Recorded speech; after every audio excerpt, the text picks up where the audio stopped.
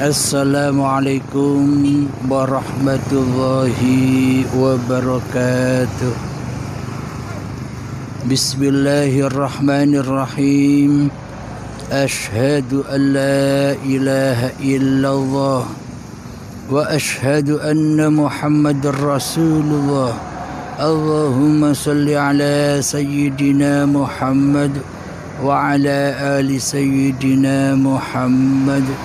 Rabbi israh li sadri wa yassir li amri wahlul 'uqdatam min lisani yafqahu qawli. Amin. Bismillahirrahmanirrahim.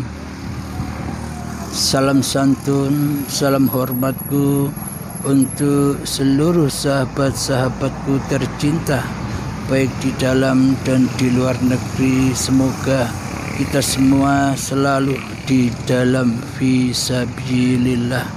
Amin ya rabbal alamin. Bismillahirrahmanirrahim. Kali ini kita akan mengkaji di dalam surat Ar-Rum ayat yang ke-30. Saya bacakan ayatnya. A'udzu billahi minasy syaithanir rajim. Bismillahirrahmanirrahim. Fa'aqim wajhaka lid-dini hanifa fitratallahi allati fataran nasa 'alaiha. لا تبديل لخلق الله ذلك الدين القيم ولكن أكثر الناس لا يعلمون. Artinya, maka hadapkanlah wajahmu dengan lurus kepada agama Allah, fitrah Allah yang telah menciptakan manusia. Menurut fitrah itu tidak ada perubahan pada fitrah Allah, agama yang lurus. Tetapi kebanyakan manusia tidak mengetahuinya.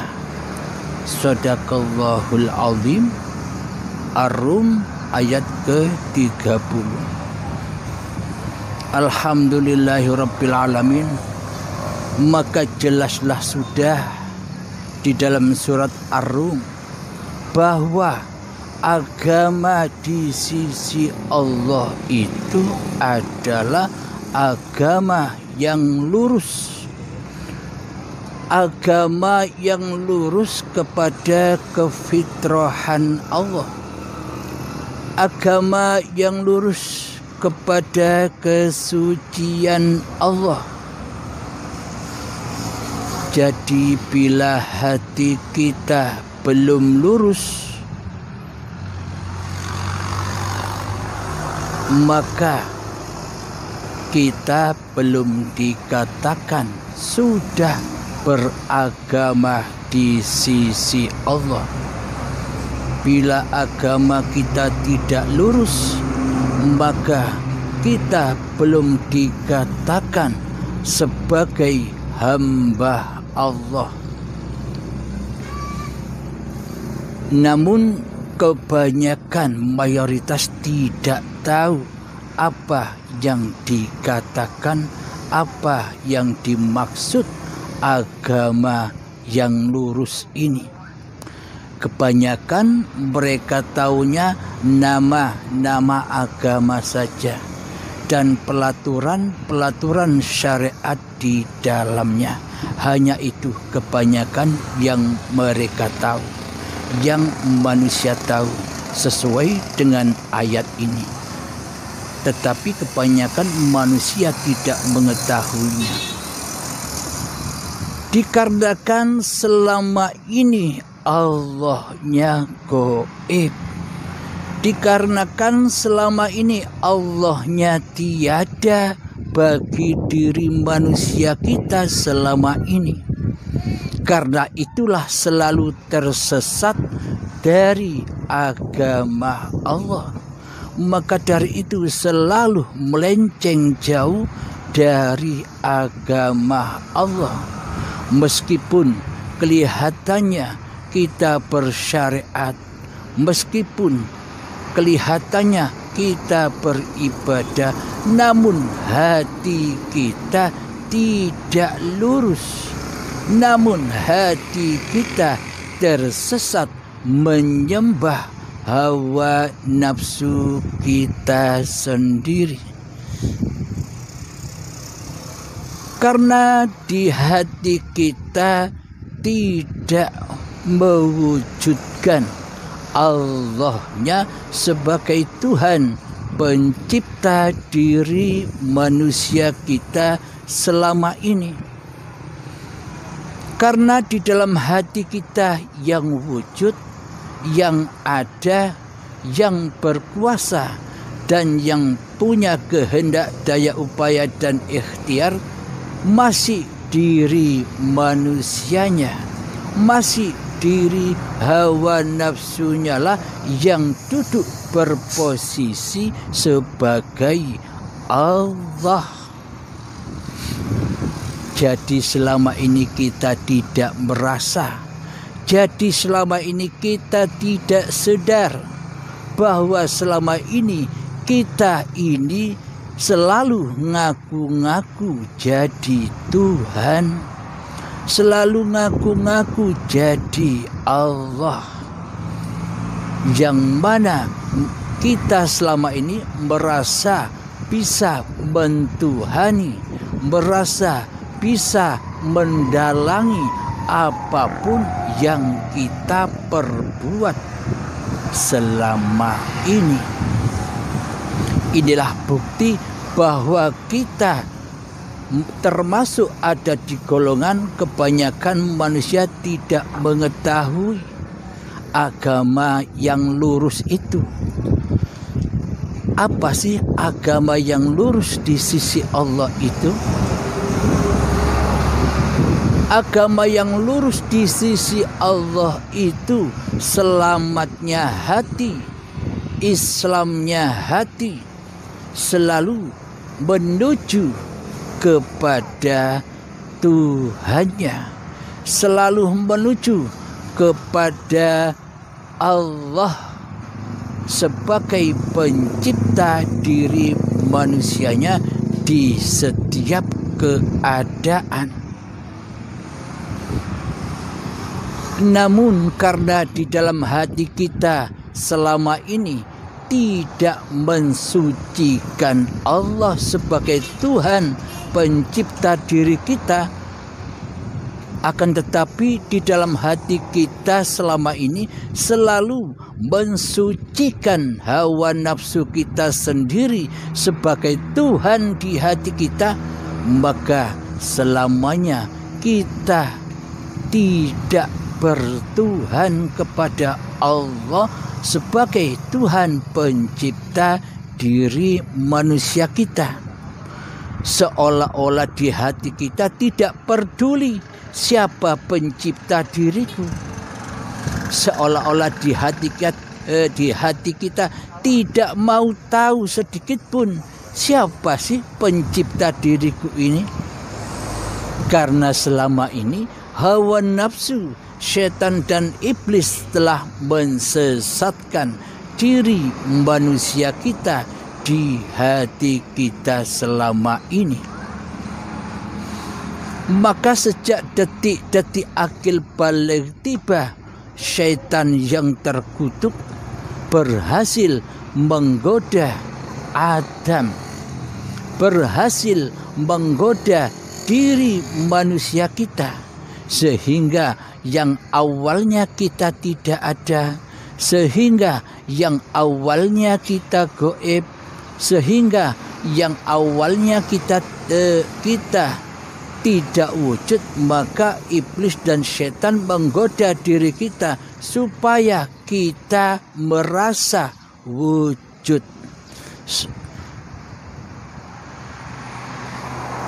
Supaya kita merasa ada, supaya kita merasa hidup, supaya kita merasa berkuasa atas diri manusia kita sendiri dibanding dengan kuasa Tuhannya.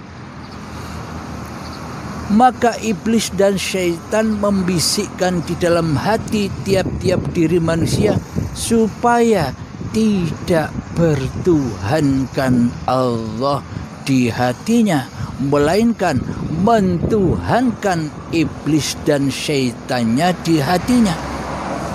Yakni apa? Semua apa yang kita lakukan, bahkan hidup dan badan ini telah dirampas, telah diakui oleh diri kitalah yang berkuasa, diri kitalah yang memilikinya. Itulah keberhasilan iblis dan syaitan yang terkutuk ini menggoda anak cucu Adam, sehingga semua perjalanan-perjalanan jiwanya selalu tersesat dari jalan yang lurus, selalu tersesat dari jalan Tuhan penguasa diri manusianya. Karena di dalam hati kita selama ini tiada Tuhan selain diriku sendiri. Jadi kalam-kalam yang kita kalamkan selama ini, la ilaha illallah, la ilaha illallah, la ilaha illallah, itu hanya omongan dusta saja di hati kita. Agar hawa nafsu ini bisa sembunyi dari halayak ramai, agar hawa nafsu ini bisa menyembunyikan keateisannya, agar hawa nafsu ini aman dari manusia lain untuk menyesatkan diri manusia kita. Seolah-olah kita sudah beragama dan bertuhan selama ini. Hawa nafsu selalu menggembah-gembahkan dengan ibadah-ibadah syariat-syariat yang kita lakukan selama ini. Hawa nafsu selalu menggembah-gembahkan dengan ibadah solat-solat yang kita lakukan. Hawa nafsu selalu menutup-nutupi diri kita dengan berbagai macam zikir-zikir agar kita semakin sesat di jalan Allah, agar kita selalu lurus berjalan di jalannya iblis dan syaitan, yakni teraku-akuinya semua perbuatan yang kita lakukan diaku-akui sebagai milik kita, supaya kita terjebak kepada linafsi daripada lillahi ta'ala. Jadi tugasnya iblis dan setan itu agar manusia tidak bisa membuka pintu lillahi ta'alanya, agar manusia tidak beriman kepada Tuhan pencipta dirinya di hatinya, melainkan beriman hanya kepada iblis dan syaitan. Sehingga solatnya, sehingga ibadah-ibadahnya, sehingga zikir-zikirnya, sehingga seluruh amal ibadahnya diaku-akuinya sebagai diri kitalah yang mengerjakan, diri kitalah yang mampu berbuat di dalamnya. Jadi selama ini kita terputus dari hablum minallah, kita terputus dari tali Allah. Kita terputus, terjebak di dalam kesesatan dari jalan yang lurus.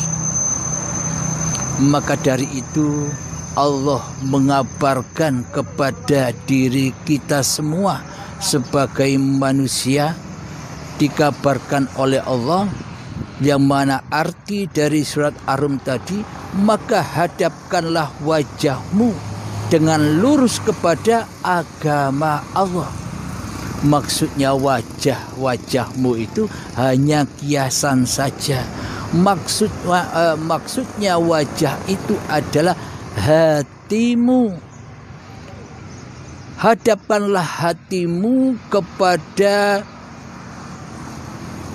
agama Allah. Maksudnya berimanlah hatimu hanya kepada Allah. Saksikanlah hatimu hanya kepada hayatullah. Dan fitrahkan Allah yang telah menciptakan manusiamu. Dan sucikanlah Allah sebagai pencipta dirimu. Jadi selama ini penghadapan wajah-wajah kita selama ini kan kepada yang najis. Penghadapan wajah-wajah hati kita yang dipandang selama ini kan selain Allah. Maka itulah kenajisan, maka itulah kejahiliaan, dan maka itulah kesesatan hati kita selama ini di jalan fisabilillah. Maka hadapkanlah wajahmu dengan lurus kepada agama Allah. Nah, inilah yang dimaksud agama. Ketika hati sudah berpancar kepada hidup, ketika hati sudah hanya menyaksikan kepada hiduplah yang bisa menyaksikan segala apa-apa dan segala siapa-siapa, serta hiduplah yang bisa menyaksikan segala sesuatu yang ada di alam semesta ini, maka itulah yang dimaksud jalan yang lurus, jalan bertemu Tuhannya, jalan rojiun kepada Tuhannya. Dan fitrahkan Allah sebagai pencipta dirimu. Maksudnya bagaimana? Sucikan hayatullah, sucikan hidupnya Allah dari hidup diri manusiamu di hatimu. Jadi bila yang suci masih diri manusiamu di hatimu, maka jika kita masih merasa bahwa yang hidup ini hidupnya manusia, maka selamanya apa yang kau kerjakan semuanya tidaklah suci. Semuanya di dalam kenajisan dan di dalam lembah dosa. Jadi apapun yang kita perbuat, baik itu sholat, baik itu ibadah, baik itu pikiran, semuanya rojiun terbakar di dalam neraka. Yakni hawa nafsulah yang merasa menguasainya. Jadi selama ini sebelum kita beragama yang lurus kepada agama Allah, sebelum wajah kita menatap wajahullah, sebelum kita haturkan kembali, sebelum kita abdikan kembali, sebelum kita mempersembahkan kembali bahwa hidup ini Allah, maka selamanya kita jauh dari kesucian. Jauh dari kesucian Allah. Jika jauh tersesat dalam kesucian Allah, maka disitulah yang dimaksud an-nar, disitulah yang dimaksud jahanam. Seluruh laku kita masuk di dalam nerakanya Allah. Jadi semuanya tidak akan sampai kepada Allah. Seluruh ibadah-ibadah yang pernah kita lakukan sejak detik akil balik tiba hingga setua ini, semuanya akan tersesat jalannya, tidak sampai kepada Tuhannya. Mangkana fi hadihi a'ma, barang siapa di dunia ini buta mata hatinya, tidak berjalan di jalan yang lurus kepada Allah, fahuwa fil akhirati a'ma, apalagi di akhirat maka bertambah butalah ia. Wa adallu sabila, dan tersesat-sesat jalannya. Nah, jadi dunia akhirat itu kapan? Ketersesatan itu kapan terjadinya? Bukan nanti, sekarang pun sudah terjadi. Ketersesatan hati manusia kita selama ini kepada agama Allah, kepada jalan yang lurus, kepada wajhullah. Jadi agama kita selama ini, kita siapapun Anda selama ini memeluk agama hanyalah simbol-simbol jasmania saja. Hanyalah simbol-simbol syariat-syariatnya saja. Akan tetapi hati kita selama ini tetap berada di dalam kekufuran, tetap berada di dalam keateisan.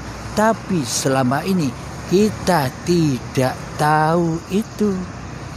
Tetapi selama ini kita tidak menyadari itu. Jadi dengan surat dari Allah yang diturunkan lewat Al-Quran untuk seluruh manusia, di dalam surat Ar-Rum ini, ayat yang ke-30 ini, maka semoga dengan surat ini hati kita semua, siapapun Anda dan apapun agama Anda, akan tergugah untuk berpindah agama kepada agama yang lurus, kepada agama Tuhan pencipta diri manusianya. Maksudnya agama yang bagaimana? Agama yang mana hati selalu menyatakan, mewujudkan bahwa hidup inilah Tuhan pencipta diri manusia. Hidup inilah pencipta badan-badan manusia. Jika tanpa hidup, jika tanpa Allah sang penguasa, apakah badan-badan kita ini ada? Apakah seluruh alam semesta ini ada?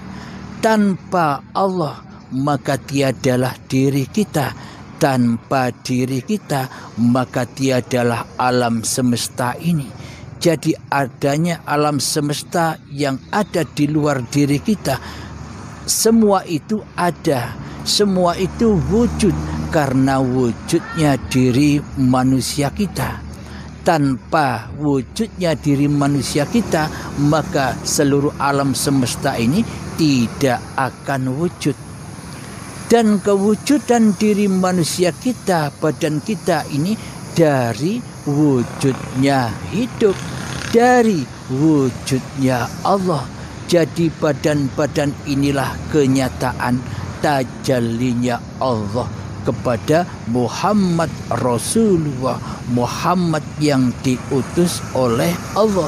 Badan-badan yang dicipta, yang diutus, yang dipergerakkan, yang diperjalankan oleh hidup. Jadi yang wujud hanyalah Allah yang mewujudkan badan ini dan yang mewujudkan alam semesta ini. Bila di dalam hati kita sudah nyata Allahnya, berarti diri manusia kita sudah mati saat itu juga. Tanpa kematian diri manusia kita, takkan mungkin kita bisa bertemu wajhullah. Bila kita ingin bertemu wajhullah, maka sirnahkanlah, maka tiadakanlah, maka goibkanlah wajah manusiamu. Singkirkanlah topeng-topeng kemanusiaanmu agar bisa tersingkap hayatullah sebagai Tuhan pencipta diri manusia kita di hati kita. Alhamdulillahirabbil alamin.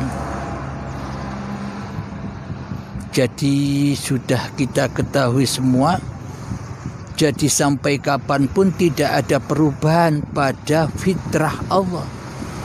Awal akhir fitrahnya Allah. Itulah agama yang lurus.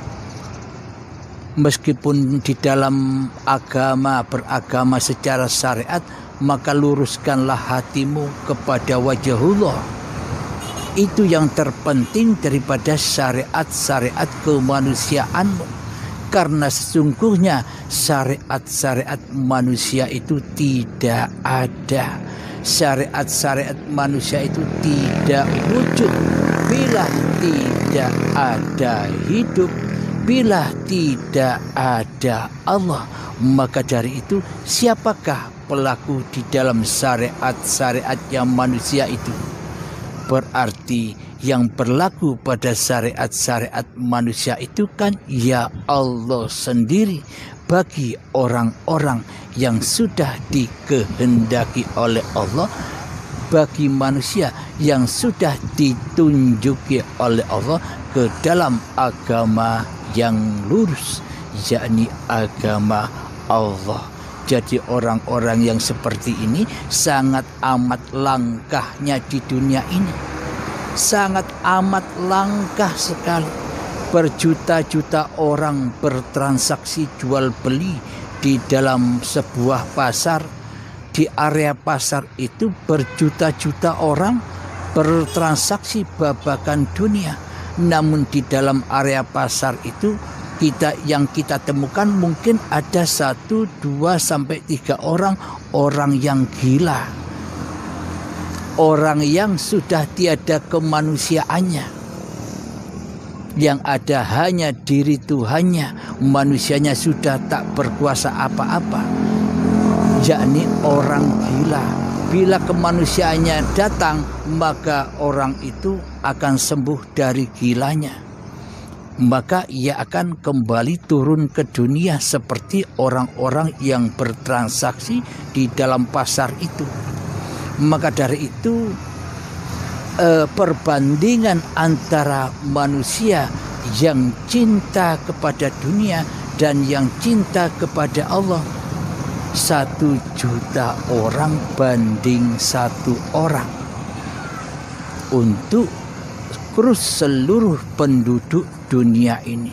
Jadi ilmu ketuhanan ini sangat amatlah langka. Bila ilmu-ilmu ketuhanan itu banyak beraneka ragamnya, namun yang original, namun yang hati selalu mentauhidkan Allah daripada mentauhidkan diri manusianya, hati yang selalu memahasucikan Allah daripada memahasucikan diri manusianya, inilah tauhid yang original yang dibawa oleh para nabi-nabi dan para rasul, termasuk Kanjeng Nabi Muhammad sallallahu alaihi wasallam. Jadi di hati Kanjeng Nabi Muhammad bukan yang memanah, Muhammad bukan yang melempar, tapi Allah lah yang memanah, Allah lah yang melempar.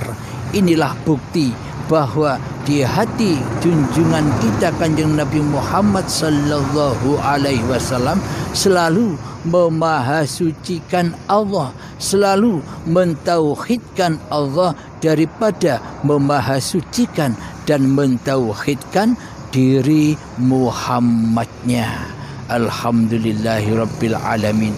Semoga saya dan semoga kita semua termasuk di dalam golongan itu, termasuk di dalam golongan para nabi, para rasul dan para aulia Allah, termasuk di dalam golongan khalifatullah, wali-walinya Allah, yakni hati yang sudah tidak berwalikan kepada hawa nafsunya, akan tetapi hati sudah hijrah berwalikan kepada Tuhannya. Alhamdulillahirabbil alamin. Rabbana atina fid dunya hasanah wa fil akhirati hasanah wa qina adzabannar. Rabbana atina fid dunya hasanah wa fil akhirati hasanah wa qina adzabannar. Rabbana atina fid dunya hasanah wa fil akhirati hasanah wa qina adzabannar. Wa sallallahu ala sayyidina Muhammad wa ala alihi wa sahbihi wa sallam. Walhamdulillahi rabbil alamin. Akhir kalam. Assalamualaikum warahmatullahi wabarakatuh.